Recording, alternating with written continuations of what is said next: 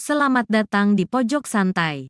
Sebelum Anda mendengarkan audiobook ini, kami menginformasikan bahwa channel ini adalah review audio dari buku yang ada di Indonesia. Untuk membaca keseluruhan buku ini, kami menyarankan membeli buku aslinya di toko buku kesayangan Anda, baik offline maupun online. Keberadaan channel ini dimaksudkan untuk membantu Anda mendapatkan pengetahuan dari buku-buku kesayangan Anda. Jangan lupa untuk subscribe, like, dan komen. Selamat datang di Pojok Santai, channel khusus yang membahas komik dan novel dengan cara asik.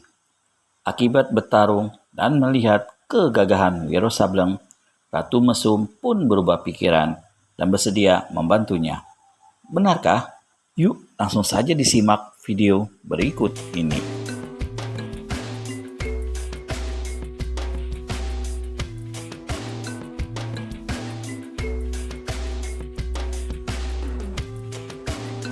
Orang muda, siapa kau sebenarnya? Bertanya Ratu Mesum. Wiro Sableng tersenyum. Penting sekali kan namaku bagimu? Tanya Wiro. Aku bersedia membantu mendapatkan cincin mustika itu, kata Ratu Mesum seperti tidak acuh akan pertanyaan Wiro tadi. Wiro yang maklum apa maksud kata-kata perempuan itu tersenyum lebar dan berkata, kalau tadi kau jelaskan hal itu, tak perlu kita sampai berkelahi segala. Hebat berkelahi, belum tentu hebat di tempat lain. Aku perlu mengujimu.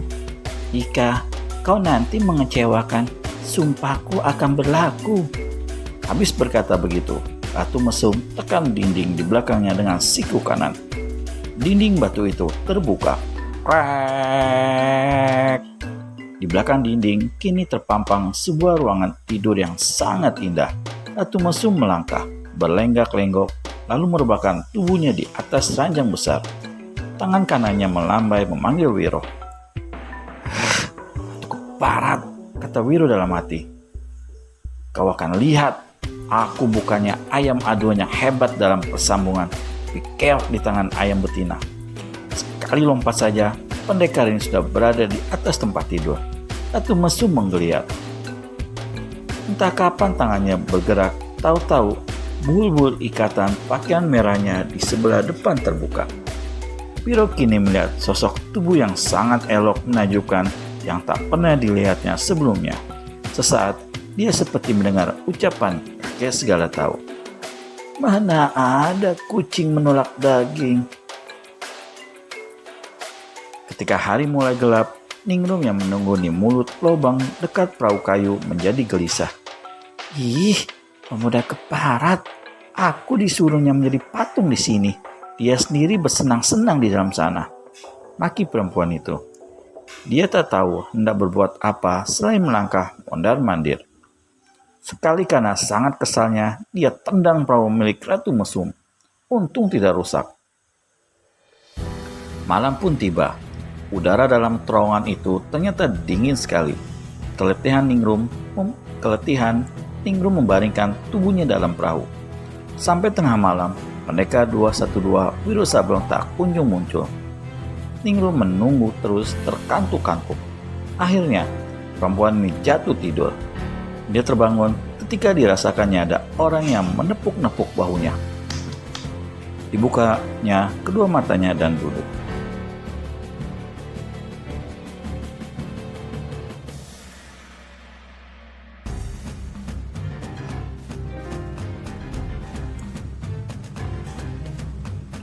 Di hadapannya tegak pemuda itu yang kini telah mengganti pakaian putihnya dengan pakaian merah. Tegak sambil tersenyum-senyum. Kukira kau sudah mati di dalam sana, kata Ningrum saking marahnya lalu turun dari perahu. Ratu Mesum tampak tenang-tenang saja. Pakaian merah itu tentu kau dapat dari dia. Ningrum membuka mulut kembali. Apa kau ingin pakaian seperti itu? Ratu Mesum bertanya. Ningrum tak menyaut. Ratu Mesum menggelungkan tangannya ke tangan Wiro. Kita berangkat sekarang? Tanyanya. Wiro mengangguk. Makin cepat, makin baik. Tapi ingat janjimu ya, Setelah urusan kita selesai, kau dan aku kembali kemari. Wiro garuk-garuk kepala dan melirik pada Ningrum. Itu bisa diatur, Ratu, saut murid Sinto Gendeng. Kemana tujuan kita yang pertama? Air terjun Banyu Abang atau Bukit Merak Biru? Bukit Merak Biru lebih dekat. Sebaiknya kita menyelidik ke sana dulu. Kalau orang yang kita cari tidak ada di situ, kita baru ke air terjun itu. Kita harus bergerak cepat. Bisakah kawanmu yang seperti ayam sakit ini berlari cepat? Dikatakan ayam sakit membuat Ningrum jengkel sekali. Ingin dia menampar mulut perempuan itu. Tapi sadar kalau dia membutuhkan bantuannya, maka dengan menahan hati, perempuan yang menyamar jadi laki-laki ini berusaha mempersabar diri. Sambil melangkah ke mulut goa, Wiro menerangkan pada Ningrum bahwa menurut pengetahuan Ratu Mesum, orang yang mereka cari, yakni Randu Ireng, sering berada di Bukit Merak Biru atau air terjun Banyu Abang. Mereka akan menyelidik di kedua tempat itu. Mereka tidak mempergunakan perahu, melainkan langsung naik ke darat dan mengandalkan kepandaian berlari cepat. Ratu Mesum tampak agak heran juga ketika melihat Ningrum mampu berlari walau tertinggal beberapa langkah di belakang. Bali sang ratu membuka mulut mengejek. Wah, tidak sangka kawanmu yang jelek itu memiliki ilmu lari. Ningrum berbuat seolah-olah tidak mendengar. Yang saat ini dikhawatirkannya ialah kalau cincin baja putih berhasil dirampas dari tangan Randu Ireng. Apa tidak mustahil Ratu Mesum akan melarikannya? Sementara itu, pagi yang cerah menjadi panas ketika sang surya mulai menebarkan sinar teriknya. Menjelang sore, mereka sampai di tujuan pertama, yakni Bukit Merak Biru. Di puncak bukit, di bagian yang berbatu-batu, terdapat sebuah rumah yang keseluruhan dinding, lantai, dan atap terbuat dari rotan. Setelah diperiksa, rumah itu ternyata kosong. Dia tak ada di sini, kata Ratu Mesum. Kalau begitu, kita harus ke air terjun Banyu Abang, berkata Ningrum. Betul, menyetujui Wiro. Ratu Mesum tertawa lebar sambil geleng-gelengkan kepala. Mengapa kau menggeleng? Kau tidak suka kita segera meneruskan perjalanan? Tanya Wiro pula. Tidak kalian lihatkah matahari sudah hampir lenyap tenggelam di sebelah barat sana? Sebentar lagi malam tiba, malam sepi dan dingin. Aku tidak suka mengadakan perjalanan pada malam hari. Malam adalah saat untuk istirahat dan berhangat-hangat. Jijik sekali Ningrum mendengar ucapan Ratu Mesum itu. Kejengkelannya semakin bertumpuk. Wiro Sableng sendiri maklum apa maksud tujuan kata-kata Ratu Mesum tadi. Perempuan itu memandang sesaat padanya lalu masuk ke dalam rumah rotan tanpa menutupkan pintu. Mari kita masuk, mengajak Wiro. Ningrum menggeleng. Aku tak akan masuk. Lebih baik mati kedinginan di luar sini. Kenapa tak mau masuk? Tanya Wiro heran. Kalau kau mau masuk, masuklah. Bukankah perempuan itu tadi jelas tidak mengajakmu berhangat-hangat? Menyadari bahwa orang yang menyamar seperti laki-laki itu sebenarnya adalah perempuan, membuat Wiro tertawa. Maka dia pun berkata, semua ini terjadi karena maksudku menolongmu. Jika kau memang tak ingin mendapatkan cincin mustika itu, serta tak ada rencana hendak membalas dendam terhadap Pangeran Argakusumo, lebih baik aku pergi saja dari sini. Ningrum terdiam, lalu pergi duduk di atas sebuah batu besar. Jika sahabatmu itu tidak mau masuk, buat apa sih dipaksa? Dengan suara Ratu Mesum dari dalam rumah rotan. Bukankah malah lebih baik kalau dia tidak ikut masuk ke dalam sini? Wiro hanya bisa geleng-geleng kepala. Dia memandang sekali lagi ke arah Ningrum, lalu masuk ke dalam rumah. Jangan lupa menutup pintu, Wiro, kata Ratu Mesum sambil melontarkan senyum memikat. Sesaat setelah Wiro menutup pintu, perempuan ini langsung memeluknya. Nafasnya terasa panas dan nafsunya berkobar-kobar. Air terjun Banyu Abang terletak di gunung berapi yang telah mati. Tingginya sekitar 4 tombak, tidak terlalu lebar, namun bentuknya yang melengkung membuat indah sekali. Apalagi bagian belakang air terjun itu merupakan batu-batu padas berwarna merah gelap. Hingga dari depan dan dari samping, jika diperhatikan air terjun itu kelihatan kemerah-merahan. Bagaimana keseruan Wiro Sableng alias pendekar Kapak Maut Nanggageni 212, Ningrum dan Ratu Mesum di sana?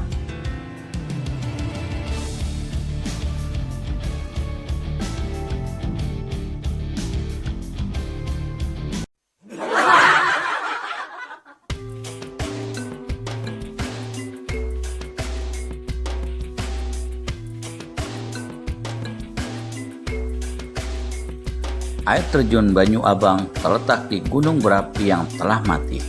Tingginya sekitar 4 tombak, tidak terlalu lebar, namun bentuknya yang melengkung membuat indah sekali. Apalagi bagian belakang air terjun itu merupakan batu-batu cadas berwarna merah gelap. Hingga dari depan dan dari samping, jika diperhatikan air terjun itu kelihatan kemerah-merahan. Suasana di tempat itu sunyi dan redup. Yang terdengar hanya deru air terjun yang mengalir dan jatuh di atas batu-batu besar di sebelah bawah, kemudian membentuk sungai kecil dangkal berair sangat jernih. Sesekali terdengar suara burung hutan berkicau, lalu terbang dan berkicau lagi di tempat lain. "Aku tidak melihat sebuah bangunan pun di sini," kata Ningrum sambil memandang berkeliling. "Apakah manusia bernama Randu Ireng itu betul bisa ditemuin di sini?" "Kau tahu apa tentang orang itu?" kata Ratu Mesum ketika jelas merasa orang yang tidak mempercayainya. Perempuan ini memegang lengan Wiro dan menunjuk ke atas sebuah pohon tinggi besar berdaun lebat. "Lihat rumah kayu di atas sana." Di antara beberapa cabang pohon besar yang ditunjuk Ratu Mesum, ternyata memang terdapat sebuah rumah papan lengkap dengan tangga kecil. "Itu rumah Randu Ireng," bisik Ratu Mesum. "Sekarang bagaimana kita mengatur rencana?" "Serahkan padaku," jawab sang ratu. "Kalian berdua harus bersembunyi, jangan terlihat Randu Ireng. Sekali dia sempat melihat kalian, berantakan rencanaku." "Apa yang hendak kau lakukan?" tanya Wiro Sableng ingin tahu. Ratu Mesum pegang jari-jari tangan pemuda itu lalu menciumnya seraya berkata, "Kau lihat saja, jangan cemburu ya. Apa yang aku berikan padamu, tak akan kuberikan pada manusia itu." "Wah, kau harus hati-hati," ujar Wiro. "Dan yang penting, cincin itu harus kau dapat." "Jangan khawatir," jawab Ratu Mesum. Sekali lagi, dia mencium jari-jari Wiro, lalu dengan gerakan cepat, ditinggalkannya tempat itu, lari menuruni tebing batu-batu cadas licin. Jika tidak memiliki kepandaian tinggi, seseorang tak dapat menuruni tebing itu, apalagi sambil berlari seperti yang dilakukan Ratu Mesum. Sekali kaki terpleset, tubuh akan jatuh ke bawah, disambut batu cadas keras.